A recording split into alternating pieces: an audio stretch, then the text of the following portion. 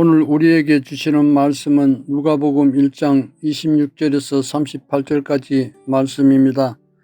여섯째 달에 천사 가브리엘이 하나님의 보내심을 받아 갈릴리 나사렛이란 동네에 가서 다윗의 자손 요셉이라 하는 사람과 약혼한 처녀에게 이르니 그 처녀의 이름이 마리아라.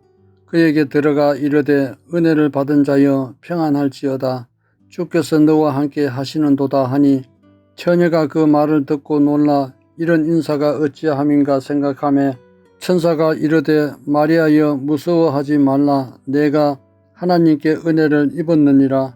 보라 내가 잉태하여 아들을 낳으리니 그 이름은 예수라 하라. 그가 큰 자가 되고 지극히 높으시니여 아들이라 일컬어질 것이요 주 하나님께서 그 조상 다윗의 왕위를 그에게 주시리니 영원히 야고보 집을 왕으로 다스리실 것이며 그 나라가 무궁하리라. 마리아가 천사에게 말하되 나는 남자를 알지 못하니 어찌 이 일이 있으리까. 천사가 대답하여 이르되 성령이 내게 임하시고 지극히 높으시니여 능력이 너를 덮으시리니 이름으로 나실 바 거룩한 이여 하나님의 아들이 일컬어지리라. 보라 내 친족 엘리사벳도 늙어서 아들을 배었느니라. 본래 임신하지 못한다고 알려진 이가 이미 6달이 되었나니 대저 하나님의 모든 말씀은 능하지 못하심이 없느니라. 마리아가 이르되 주여 여종이오니 말씀대로 내게 이루어지이다 하매 천사가 떠나가리라. 아멘.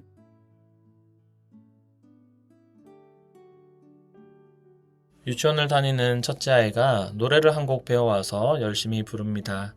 역사는 흐른다라는 곡인데 우리나라의 역사를 고조선부터 시작해서 현대까지 근현대까지의 역사와 인물들을 매치해서 노래로 지은 것입니다. 많은 분들이 아실 테인데 그 노래의 초반 부분에 아래서 나온 혁거세라는 구절이 등장합니다. 아이가 노래를 부르다 말고 저에게 와서 물어보지요. 아빠, 혁거세는 왜 아래서 나왔어요? 아이가 듣고 보기에도 사람이 어떻게 아래서 나올 수 있을까라는 질문이 생긴 것 같습니다. 동생들을 보면 모두 어머니의 뱃속에서 자라서 아이로 태어나는데 왜 혁거세는 아래서 태어났을까라는 의문이 든 것이죠. 어른이 된 우리는 그 인물의 비범함을 상징하기 위해서 그런 식으로 신화적으로 묘사가 되었다라고 알고 있습니다. 그렇다면 우리 예수님의 나심은 어떠했을까요?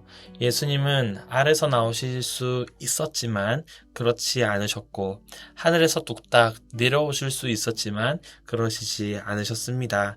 예수님 또한 사람의 몸을 입고 100% 완전한 사람으로 그리고 100% 완전한 신으로서 이 땅에 오셨습니다. 예수님의 나심을 예고한 오늘의 본문은 그러한 내용이 담겨 있습니다. 가브리엘이 하나님의 보내심을 받아 갈릴리 나사렛 동네에 요셉의 아내 마리아에게 가서 한 가지를 알려줍니다. 마리아에게 이렇게 이야기하죠. 은혜를 받은 자여 평안할지어다. 주께서 너와 함께 하시도다 라고 하니 마리아가 듣고 놀랐다라고 합니다. 은혜를 받은 자여 평안할지어다 라는 이 표현은 헬라어 원문상으로 볼 때 은혜를 충만히 덮은 자여라고 표현이 됩니다. 은혜를 받았다 정도가 아니라 은혜로 완전히 덮여진 존재라고 이야기하는 것이죠.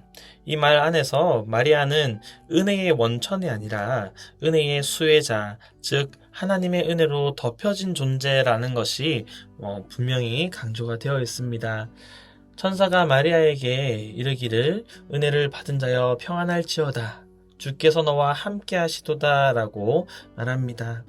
마리아가 그 말을 듣고 놀라서 이러한 인사가 어찌민가 생각할 때에 하나님의 천사는 그 마리아의 생각까지 알고 이야기합니다. 두려워 말라, 무서워하지 말라.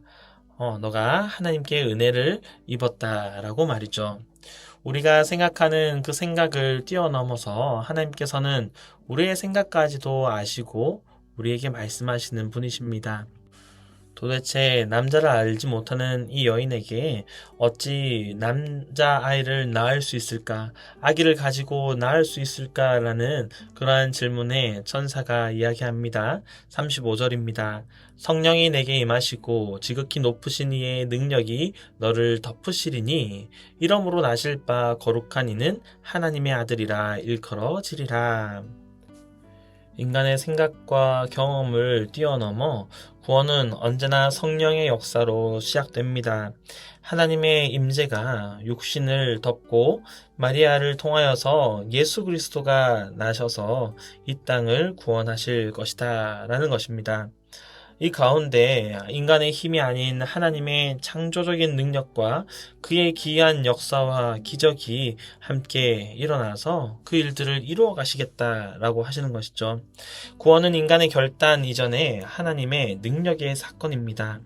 예수님께서 이 땅에 오신 것부터가 우리 인간의 어떠한 결단이나 인간적인 조작을 통하여서 일어난 것이 아니라 하나님께서 계획하시고 하나님께서 그 능력으로 보여주신 것이 되는 것이죠. 성령으로 잉태하였다라는 것은 인간의 죄된 결과에서 나타난 것이 아니라 예수님의 존재 자체가 거룩함을 가지고 있다라는 것입니다. 어떠한 노력이나 어떠한 시도나 어떠한 특정적인 조건을 통하여서 거룩해진 인간을 통해서 나타나신 것이 아니라 본질적으로 거룩한 하나님의 아들 예수님께서 이 땅에 오셨다라는 것을 보여줍니다. 이러한 하나님의 말씀이 우리 삶에 임했을 때에 우리는 어떤 반응을 해야 할까요? 마리아 또한 자신이 아무리 경험해보지도 못하고 상상조차 해보지 못한 그러한 일들이 자신에게 임했을 때에 두렵고 떨렸을 것입니다. 도무지 상상할 수 없는 일이 내게 일어난다니 말도 되지 않아 콧방귀를 낄 수도 있었을 것입니다. 그러나 자신이 대면하고 있는 하나님의 말씀이 그렇게 이야기하고 있기 때문에 마리아는 그 말씀에 자신을 내어 드립니다. 마리아의 반응을 통하여서 우리는 하나님의 말씀을 받은 사람들의 그 태도에 대해서 함께 생각해 볼 수 있겠습니다. 첫 번째로 마리아는 하나님의 말씀에 준비된 사람이기보다 은혜 입은 자였습니다. 늘 자신의 조건이나 우리의 준비가 그 말씀을 좌지우지하는 것이 아니라 하나님의 부르심은 늘 우리의 조건을 넘어섭니다. 나의 생각과 경험과 계획을 넘어서는 그 부르심 앞에 아멘으로 순종하는 저와 여러분이 되시기를 간절히 바랍니다. 두 번째로 하나님의 말씀 앞에 우리는 나의 한계를 겸손히 아뢰야 합니다. 마리아의 질문은 불신의 질문이 아니라 한계의 고백이었습니다. 남자를 알지 못하는 본인이 어떻게 아들을 가질 수 있겠습니까? 그럴 때에 하나님께서는 우리의 계산을 넘어 성령의 능력으로 함께 하십니다. 성령 하나님의 임하심은 하나님의 능력을 뛰어넘어 인간의 불가능을 하나님의 가능으로 바꾸십니다. 기도의 자리에 나오신 여러분, 우리는 우리에게 주어진 상황을 분석하는 것이 아니라 기도를 통하여서 하나님의 능력을 신뢰하는 저와 여러분이 되시기를 간절히 바랍니다. 셋째로, 하나님의 말씀 앞에 믿음은 내게 그 말씀이 이루어지이다라고 응답하는 것입니다. 주의 여종이라 고백하며 마리아는 주의 말씀이 내게 이루어지이다라고 고백합니다. 이 믿음의 절정이 드러나는 순간, 이 순간은 이해가 아니라 자기를 내어 맡기는 순간입니다. 항상 기도의 시간마다 하나님께 자기를 내어 맡기는 저와 여러분이 되시기를 간절히 바랍니다.